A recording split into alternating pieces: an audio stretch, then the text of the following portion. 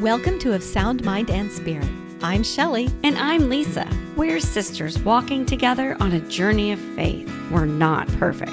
And we definitely don't have all the answers. We're inviting you to walk with us as we explore ways we can better know and grow in our faith together.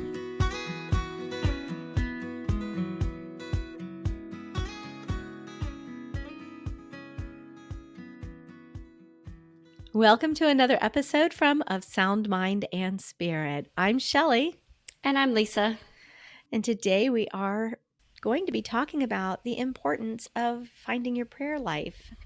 Because, Lisa, we all know how important prayer is, and yet it seems so difficult to find time for it sometimes. If we want to get to know, love, and trust God, then we have to make time for prayer, because it's in that prayer that we listen to Him, hear Him, and talk to Him. And so what better way to get to know Him than in prayer? Before we started recording, you and I were talking briefly about our prayer life when we were kids growing up, you know, and I thought that was kind of funny. So I know I'm springing this on you, but I wanted to bring it back up. Yeah. So I was asking you, did you remember doing that when we were kids? Like as a family or individually? I guess praying in general, you know, what did that look like when we were kids? I think that individually, I remember, reading the Bible and Bible stories and having this Welcome to Agape Land albums that I used to sing and play. Oh my gosh, I forgot all about that. The song Bullfrogs and Butterflies. I can still sing that, by the way. Have patience. I can sing Have Patience. So I have memories of that. I have memories of, going to church and classes and things and praying. Like I always knew my prayers, but I don't have a lot of memories of like as a family, us praying together. Yeah, I think I'm with you on that. I know we knew the Our Father, the Hail Mary, and the Guardian Angel prayer comes to mind that we used to say that. One of Mom's favorites. Mm-hmm. But I don't remember praying a rosary except, at funerals. Yeah, exactly. Used to say the rosary was for old ladies and funerals. And then I'm like, oh gosh, that's us now.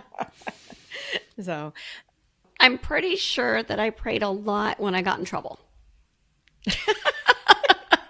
Like I can probably place a bet on that one that I was saying a lot of "Help me, Lord," as I was getting caught doing something I shouldn't have, or getting framed for something you didn't do. There you go. Little sibling altercations. Not that those happen, because we are perfect. Remember? Oh wait, that's the opposite of what we say. We're not perfect. We don't have all the answers. It's funny as we talk about, not remembering. I think that as, we got older, and we've talked about this a little bit in the first episode, we kind of, as adults, settled into our own prayer lives. Like we discovered things that worked for us individually or in groups or things like that. And you and I were also talking before we went live that a few years back, we felt like we were in a groove. Things were going well. Yeah, in prayer lives, especially. And then something happened that rocked all the boats. Gee, I can't imagine what that might have been. Let me think. Started in a year that ends in a 20. And started with a 20. Started with a 20, ends in a 20. So the big lockdowns where everything, everyone went home and there was no... Church wasn't open. The schools weren't open. I don't think we have to describe this for people. I think that we might have a little PTSD still from, what happened. But we had no church. We had online. But I mean, we had shut down. We distanced from other people. So maybe our prayer groups or our book groups or, our community stopped. And then you're sitting at home with your family in a state of, there was a lot of fear and uncertainty in the world. And I'll ask you, how did that change your prayer life? It's a loaded question. Are you asking me or are you asking our listeners? I'm actually asking you, Shelly, right now. Tell me, how did it make you feel? Well, Lisa, before the global pandemic shut things down, I was actually growing into a very rich and deep spiritual life. I had made my consecration to Mary. I was at peace with the way the job situation for me was changing and evolving. And I had really big plans for my life, which was officially to start in mid April 2020. I had job interviews and things. I had plans. Let's put it that way. I had big plans of where I was going to go and what I was looking forward to. So when everything came to a screeching halt right there in March, it really it set me into a bit of grief, I will say. And we've talked about that before on other things, but it really forced me to my knees. For starters, everybody else was home, and I was in a job that was declared essential. So I was still going into an office. It was 50% empty at the time, but we still had work to do, and we had not made that shift to being able to do it remotely then. And I actually had an exit plan, no going forward after that exit plan. So it drove me to my knees and changed the way I prayed. Now, some people could become very, very discouraged at that time, feeling very isolated and separated and alone. And I know that was true, even though we were here at home with the family. How about you? For me, I can tell you where I was when I got the notice that, like, especially the church was shut down. I was in the church because I was working for our parish. I had a very different experience from a lot of people also. So you were still working in an office essential, and I was working for the parish in communications, which it took a whole new meaning, when the physical buildings are shut. So I was still there, and I was in meetings, and we did a lot of it, on Zoom and stuff. But for me, my prayer life really changed because I was in person still for Mass and everything. So I was there doing the live streams, and yeah, it was. That's funny because we were actually, how do I phrase this? We were back opposites in that respect. I was in an office and not able to be present in my prayer life because I was in the office freaking out. What are we doing? And you were not, and everybody was at home. You have to remember. And I missed we're all at home. And you're going to say, and I was in the empty church freaking out. Right. So you were actually in the church. Yeah. And telling me, it's so quiet. It was I will say it was very odd. And I couldn't really talk about it, at the time because I felt guilty for complaining that here I am at Mass receiving communion, every Sunday, but the church is empty. There were, I think, no more than 10 people in the building at a time. And so it changed my prayer life greatly because it was such a different experience. But we're not here to, don't turn us off. We're not here, right, Shel, to like rehash 2020 and all of the distressing things. What we're here to say is that there was good changes that came out of good changes for our prayer lives because it was a wake up call, I think, for a lot of us. And it woke you up and said, okay, Lord, what now? What do I believe? How much do I trust you? And are you here with me? Like you said, it drove you to your knees in prayer.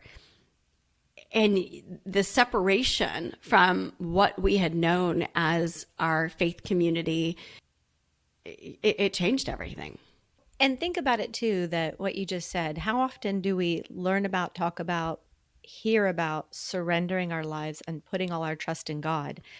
And when the global pandemic happened, it was potentially both unifying and separating because we were separated physically, but in another sense, we were all unified in that we had to practice what we said.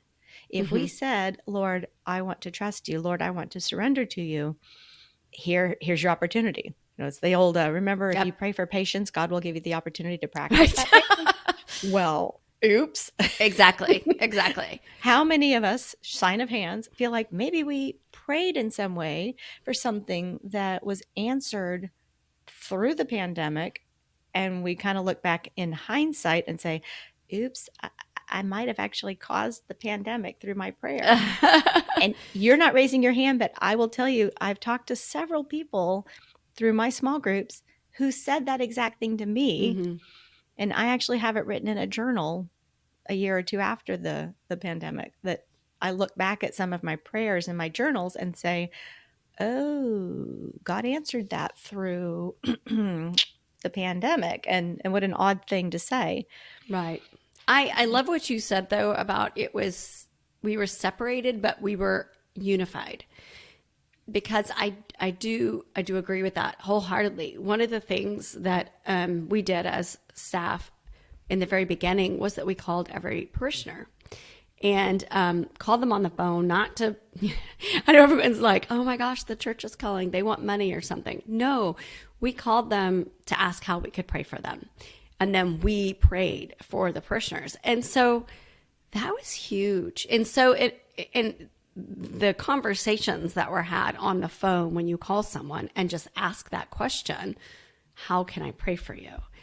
It was very hard, and it was very amazing at the same time. So I think that in a way it helped us connect with each other on a human level because we took the time to talk. I mean, I'm sure, I know you and I know other people. We reached out to friends and how are you? What's going on? How can I pray for you? Especially our loved ones and our friends whose families were really, really affected by, you know, sick, the The sickness and all. pandemic. Yeah, yeah. So, Well, one of the things that I think helped change our prayer life during that time, that in some ways we're continuing, or it illuminated it to us, mhm. was how our prayer needed to be intentional. We discovered that we really wanted God in our lives. We yearned for him. And it meant that we had to become more intentional. And at a time where we could have become discouraged or spiritually dry, we, I guess, turned toward God in certain ways and felt like we depended on him. I I would love to say that I was like amazing and never got discouraged or no. I will admit, part of life is the busyness that we surround ourselves with and the noise. And when everything shut down, a lot of that went away. And there was a lot of time that I think I spent in the initial trying to find that noise because it was scary. And at some point, I got quiet and I had to just talk to God and pray and like you said, like turn it over because yeah, I mean you Hmm. realize what's important. Right. And for those of us with faith, God is important and trusting in him and whatever that looks like. And it was hard and it looked scary. So I think coming out of, now that things are, I don't know if they'll ever be normal again, but now that I'm back to noise and busyness, I have to remind myself that that was something we learned. And that's kind of why we're bringing this up, right? That's why we're Hmm. bringing up the global shutdown is because there were things we learned that now that we're back to busy and noise all the time, I have to remember the goodness of remembering that I missed Christ. I missed him and I had to seek him out every day in order to have that um, calmness in my life. When we first started writing on the website way back when, I know that I wrote sometimes that I heard God telling me to be still. And I would hear it, in the readings and in the homilies and in the songs and the music. But as someone who worked outside the home and was largely away from my family, I always felt that making time to develop a relationship with God outside of going to church was a challenge. Be still for Mm-hmm. what? And one of the things during the pandemic that changed my prayer life was I had time, especially after my exit plan did go into effect.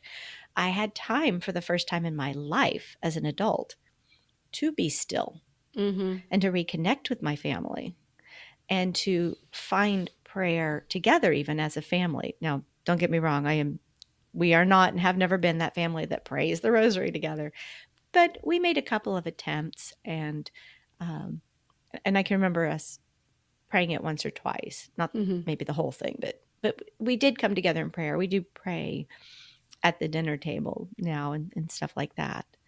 But I had more time to seek out prayer, different forms of prayer, devotionals, etc. Mm-hmm. You reminded me, my family actually prayed the rosary for the first time, all of us together, um, during, during the lockdowns. And it was actually on a Zoom rosary. And I don't think we recorded it or anything, but we were invited to do so, as a family, and I coerced everybody, and we did it. And my husband later told me he was coming into the church actually in 2020, and he told me that was his first time to ever pray the rosary as a family, and I hadn't thought about it. So you're right. It's like you made time and you Mm-hmm. had fewer excuses to say no to things. And so I would say now I find more quiet. I seek out the quiet more than I ever have in my life. You saying that about you and your family praying the rosary on the Mm-hmm. Zoom call made me think of that quote from Pope Francis in 2015. That he wrote, "Through prayer, even in the busiest times, we give time back to God. We find the peace that comes from appreciating the important things, and we encounter the joy of God's unexpected gifts." And it was you saying that, what your husband said, Mm-hmm. appreciating the important things and encountering the joy of an unexpected gift. I thought that's just beautiful. I love that. And I think that's really the highlight of what came out of all of this for our prayer lives. It was an unexpected gift in many ways for prayer. Yeah. Yeah. So, how would you say your prayer life is going forward, though? Are we still being, and you don't have to answer this if you don't want to, but are we still remembering now that everything's picked back up to set a specific time to establish that habit, to find routine in it? And I'll go first, Lisa. Okay, good. No, I'm not. I want to be better at it. I'm going to be authentic and real here. I actually feel like I've diverged from the spiritual richness that I had in just before the pandemic and then after. And I am currently struggling, grasping, seeking to regain it, especially we're recording in the summer months with school being out and there not being a routine anymore. I am finding it harder to make time for the things, if that makes sense. No, it makes So, sense. And that's a lot of a lot of prayer we feel like is structured around routine. And, you know, whether you pray the rosary every day or like we've talked about that I like to set and do scripture reflections and spiritual reading in the mornings and or going to adoration at a certain time or you know all those things usually are kind of scheduled, right? mm-hmm. And I I'm going to tell you to go easy on yourself because I truly believe in God's love and mercy. But I think that it's okay to struggle sometimes. And maybe that means find a different way that you're praying. You might be, maybe a change in your prayer life is okay. Maybe summer is that time to do something different. I'm not trying to make an excuse for not praying. I'm trying to, there's lots of ways to pray. And so maybe there's something else that, lights you up or connects you to Christ right now that's Mm-hmm. different than how you did it. before. That's a good point. I mean, I am still very aware of the presence of God in my life, even if I'm not scheduling formal time to pray a rosary before I go to sleep or do an examination of conscience, think about my day and what I did good or did wrong or ask Mm-hmm. forgiveness, that kind of thing. I do believe in those things, but I think are ebbs and flows to your prayer life that sometimes I think the word spiritual dryness is kind of what I'm looking for. Mm-hmm. And, going out into the desert and coming out another side. So I appreciate what you just said about maybe trying something different. There are just a lot of different ways to be in prayer, be in community with Mm-hmm. God. I would So, say one thing for you that might be good, because I know how much you love this, is music, praying through music. And I have a good friend who does this, that she has a playlist and she sings her prayers basically in praise and worship. And that's what she does when she is in the car, even when she's at work sometimes, which I think the mhm. rest of the office likes. That is a good idea, Lisa, because I'm with your friend and I do really enjoy praise and worship. It is the number one station on my radio in the car. And because I'm not out and about as often as I was during the school year, I am not in my car listening Mhm. to those songs. So I do have a Spotify playlist, and I also have my Hallow app that has summer playlist. And it's time to look, maybe find a different one and turn it on Mhm. and sit with it again.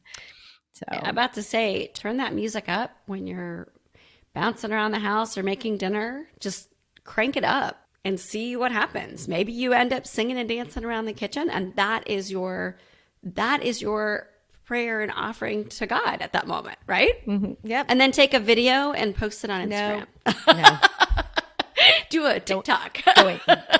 I don't have TikTok. I'm going way I outside my know. comfort zone with this one. I know, that's why I'm suggesting it. I'll let you do that. No, my kids are forbidding me from doing that. Which part, the TikTok dance or the Any kind of dancing online. No, they don't. They don't want mom doing that stuff and embarrassing them. one of our jointly favorite quotes Mm-hmm. from Saint Therese Mm-hmm. is something that just came to mind about, when you're praying through the dryness, and it made me think of you with this telling me to sing and dance. But it's Saint Therese of Lisieux writing that prayer is a surge of the heart, a simple look turned toward heaven, a cry of recognition and of love, embracing both trial and joy. So maybe I just need to print that out and put it on my bathroom mirror and read it every Mm-hmm. morning. I love Saint Therese for many reasons, the little flower, but this kind of speaks to her spirituality and that it doesn't have to be complicated. It's true. Prayer can be very easy and very basic. I think, I don't have any quote in front of me, but I think that Mother Teresa, Saint Teresa of Calcutta, she is known for talking about offering a smile to somebody and lighting them up, with reflecting God's love to somebody else. And then that to me is a prayer, that recognizing Jesus, a Christ in somebody else, and how you treat them is a way. I mean, you're bringing God into your life. You're opening up, and you're in that moment. You're thanking Him for a gift, and so it doesn't have to be complicated. That's I guess how I remind myself to try not to give myself a hard time when I don't get all my things scheduled the way they should be. So, what I just heard you say is that serving our families and loving each other and just doing what we need to do can still be considered, in a way, prayer, in that we're giving those things up to God. And anytime we lift up our minds or our hearts to God is a form of prayer. Yes. Cool. I don't feel so bad now. Okay, is it confession time? Do you want to know my most frequent place to pray if you want to be real and authentic? Because you mentioned real and authentic earlier. You ready? Okay. in the shower. I'm totally serious. That's not the first time I've heard, you are not the first person who has said that to me. Mm-hmm. I think it's just something relaxing and freeing about Yep. being in the shower. Yep. It lets your mind kind of start to wander. And you have nothing else. I mean, you could think about shampooing your hair, I guess. But for me, it's a time when I have nothing else going on. My brain is not busy. And I guess that's a good sign that my brain naturally turns toward God when it's quiet. And I don't know, it take a deep breath. I thank God for the morning. And that's a good time when I pray for people.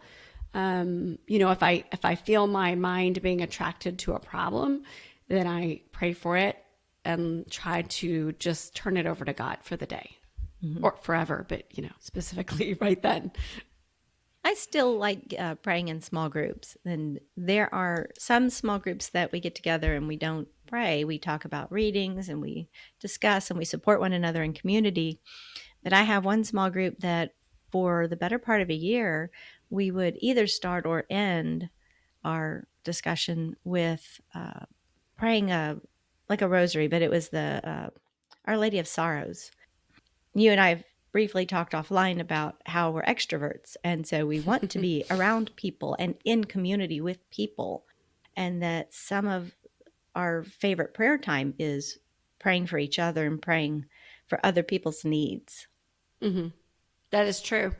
And that was a question, Shell, that when we were talking, I wanted to put out there to you, the listener, is that I hear things about people having like prayer buddies, like somebody you text or maybe meet up and pray together. Or I'm so curious about this because I am an extrovert completely. And I love the idea of kind of accountability, and I've met friends for coffee and that we pray together, but sometimes we get way distracted and all the other things, and the prayer is not as central as it should be, and I'm guilty.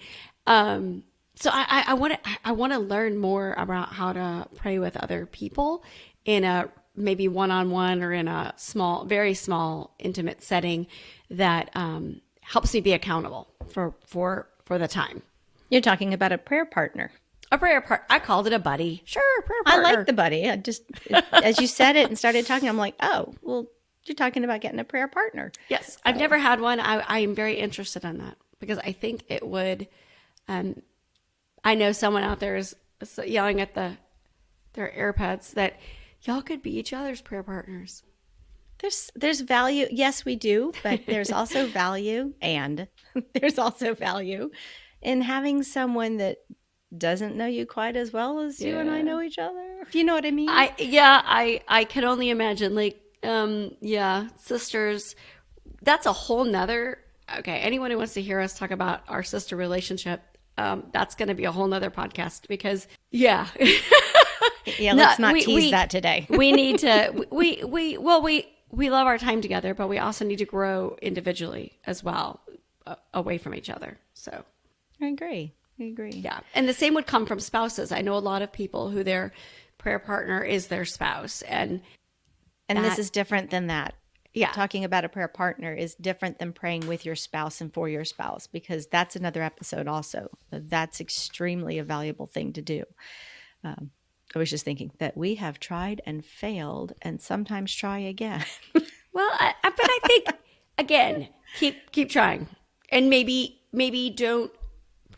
I hope someone doesn't think I'm being too easy on myself, but I really do believe in seasons of life, and sometimes things are easier than others, and sometimes things are really, really hard. And there are times when you need to persevere and not deviate and just keep full steam ahead. And there are times when you need to hear, sometimes I think God is telling us to be a little gentle on ourselves, and it's okay, and find something else. And in that vein, you and I both have a lot of individual kind of prayer resources that we turn to. And you mentioned, I think already, Hallow. There's a lot of online devotionals you can do. Or one of the things that I encountered was the idea of even doing a book study or a prayer group online. And those are still around. They're not as easy to find, but it was great because it gave me the opportunity to pray and connect with people who I don't know in person necessarily. So it opened up my circle of friends. I had a dear friend who set one up. It was really awesome to meet all these other individuals and their unique lives and pray for each other. Lisa, I have an idea. Why don't you get some of those resources together, and we'll put 3 or 4 of them in the show notes. So if anyone wants to explore some of the ones, because I didn't know about several that you were telling me about earlier before we started recording.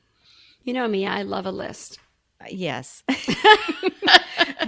But I do want to remind people that you don't have to do all the things. Oh gosh, no. Okay. You only have to do one thing with the right mindset. So I am that person who feels like a stone skipping across the lake all the time. Like, oh, I have to do this and I have to do that and I have to do this. And if I'm not doing that, then no, take a deep breath. The only thing you have to do is be still and experience God. I love that reminder. I love it. I guess to end, our question to you is, how have things changed in your prayer life? Did something really beautiful come out of the last couple of years and the way that it's changed and shaped the way that you pray and interact with God? Have you seen growth come out of what we all went through in a positive way? And maybe are there times and things that you were doing that you want to start doing again? So we'd love to hear that from you. And also if you can help me out with the prayer buddy thing, I appreciate it. I'm sorry that I just thought of pen pals, the old-fashioned pen pals. Yeah. That'd be kind of fun, wouldn't it? Sorry. Yes, it would. So, and I just thought of other things that we could spend another 30 minutes talking about. So, as always, thank you for listening, and we're having fun with this, and we're really happy that you're listening with us also, because it's a little weird to talk into a microphone, and hopefully that someone is appreciating and listening back. So, hey, I'm here. I know. I'm here listening to you and appreciating what you say. Sorry, Lisa. Go ahead. That's okay. So if you've made it this far, would you really mind sharing our podcast with a friend, leaving us a review on wherever you're listening, and making sure that you're subscribed so that you'll be notified each time a new episode comes out? We would really, really appreciate it. You can send us feedback to email at soundmindandspirit@gmail.com.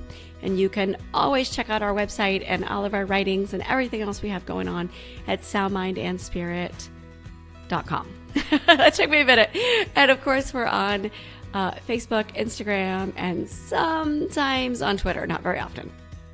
All right, guys, thanks for listening, and we hope you have a lovely day. Bye, everyone.